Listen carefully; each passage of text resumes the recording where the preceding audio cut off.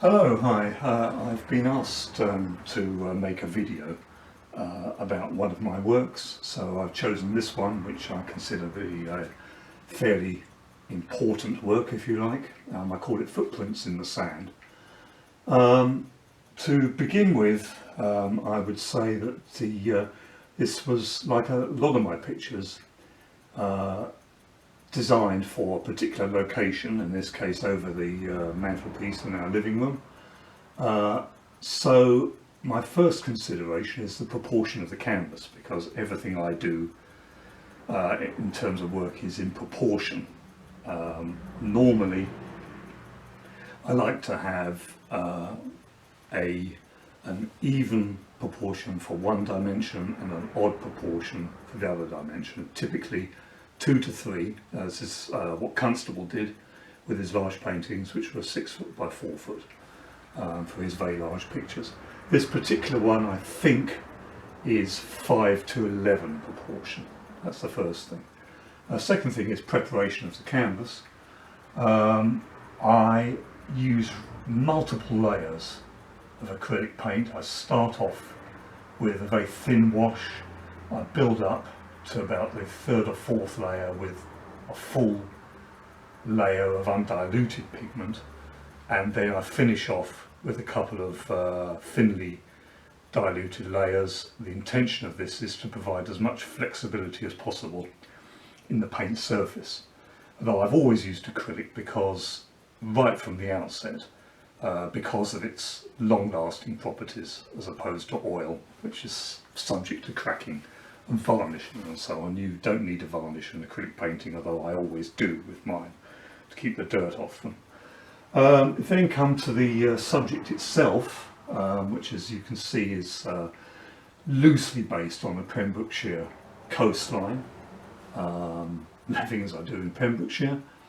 It's a cloudscape, basically, and the difficulties that I had to bear in mind was the shape of the canvas, which I have tried to deal with by drawing the eye into certain areas. Like, for instance, as you can see down here at the far right corner, the sand is very dark.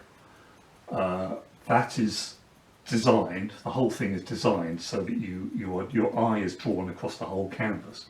And likewise with these clouds, you've got a sinuous line going across here, and you can follow it through, and it will end up in the bottom left hand corner. So it's running from one corner to the other, and then you get a repeat there. That's the second consideration. The third consideration is that it may not look like it, but everything in this painting is to proportion. Most things are to proportion. The most important elements are to proportion. So without trying to remember too clearly what the proportions are, I know that this point here is the centre line. These various critical points, like the position of that moon, like that point there, like this point here, that point there, the height of the horizon as a proportion of the height of the painting, the height of the sand as a proportion of the height of the horizon. They're all related. This, I think, is 1/7 of that height. I think that is 1/7 of the overall height of the canvas, and so on and so forth. So those are other considerations. When I sketch the thing out in pencil, I don't do preparatory drawings. I work straight onto the surface of the canvas immediately with drawing, and usually when I'm setting up the painting I work very fast without thinking about it a great deal. It's mostly instinct. In the case of this particular painting, to speed up, because it was such a large canvas, I simplified the palette I was using. I have only used 3 colours for the cloud, or only 3 paint colours for the cloud: black, white and yellow ochre. That's simply to avoid having to put in, mixing up different colours and making the thing overcomplicated. Makes life simpler. And as you can see, for the main clouds in the back there, they're just white on the blue background. The sea is largely Prussian blue, as it used to be called. It's now called Indanthrene blue in the acrylic colours, and so on and so forth.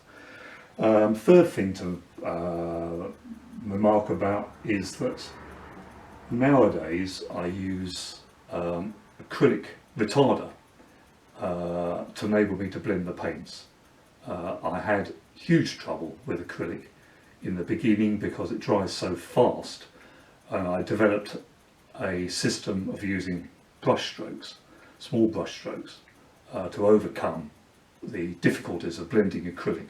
Over the years I've started to use acrylic retarder, which is partially successful, as you can see in that area over there of the sand. But it gives it its certain quality, but then I also use small brush strokes as well. So the subject matter, as I say, is a Pembrokeshire coastline, but when I was coming close to the end of the painting, and this is how I work, it's purely instinct. I mean, I don't plan ahead, I make things up as I go along. I trust my instincts and my emotions to guide me. I felt close to the end that somehow I would put in these footsteps, disappearing into the sea. I realised afterwards there's three elements I can think of this. The firstly is the film Far From the Madding Crowd, which was produced in about 1967 or something, very famous film at that time, where Sergeant York does a disappearing act, leaves his clothes on the coastline and walks off into the sea to avoid the troubles he's got himself into. Second thing I thought of was a similar case of that canoeist who did a disappearing act because I think he owed a lot of money or something and ended up in South America. But the third thing is, of course, that the footprints in the sand, there's a human being walking across the sand, and then at the next tide, the tide will come in and wash the sand clean and the footprints will disappear. Well, it's an analogy for humanity in relation to this planet and the brief period of time, just an instant of a time, that human beings are on this planet as compared with the overall length of the planet. We're nothing. We're just a drop in the ocean where an instant of time will be gone. We think we're important. We're of no importance whatsoever.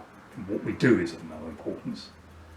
We try to make a meaning of our lives, but ultimately we are doing no more than any other animal is doing, which is simply reproducing ourselves and trying to survive for the reproduction of the species. And we're basically, that's us. I'm afraid. And everything that human beings do is no more than what animals do, except that we channel it into different ways and means, like men buying big powerful cars and competing with each other on the roads and so on and so forth. So basically that is the purpose of the painting, but mainly I work, as I say, instinctively. I don't think about an awful lot of what I do. When I think something's right to do, I do it. I rely on my instincts, I rely on my subconscious, because art is about the subconscious. All art is. I mean, one of the most interesting statements that's always stuck in my mind is Turner's. He said, "Art a rum do," he said. What he meant by that was, it's a funny business. You can't categorise it. It's like all art. All art is at its best when it uses the subconscious mind. Because when you're using the subconscious mind, you're using the soul or the spirit.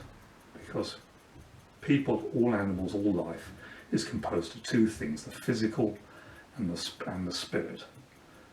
And it's the spirit which is the important thing. So there you go. and then in the end I varnish it, and that is the painting, and that's really all I can say about it at this particular time. Thank you for listening.